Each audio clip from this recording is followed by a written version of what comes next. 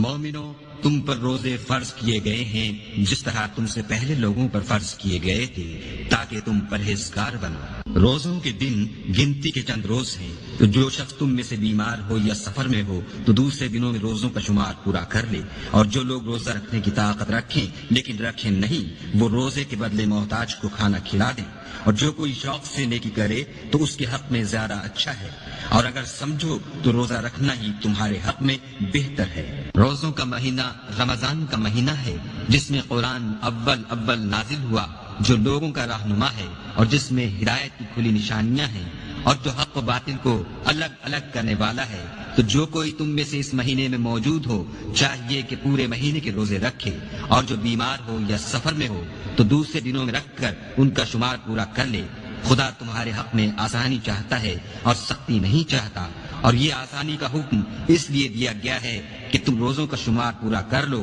اور اس احسان کے بدلے کہ خدا نے تم کو ہدایت بخشی ہے تم اس کو بزرگی سے یاد کرو اور اس کا شکر کرو۔ روزوں کی راتوں میں تمہارے لیے اپنی عورتوں کے پاس جانا جائز کر دیا گیا ہے، وہ تمہاری پوشاک ہیں اور تم ان کی پوشاک ہو۔ خدا کو معلوم ہے کہ تم ان کے پاس جانے سے اپنے حق میں خیانت کرتے تھے، سو اس نے تم پر مہربانی کی اور تمہاری حرکات سے درگزر فرمائی۔ اب تم کو اختیار ہے کہ ان سے مباشرت کرو، اور خدا نے جو چیز تمہارے لیے لکھ رکھی ہے یعنی اولاد، اس کو خدا سے طلب کرو، اور کھاؤ اور پیو یہاں تک کہ صبح کی سفید دھاری رات کی سیاہ دھاری سے الگ نظر آنے لگے،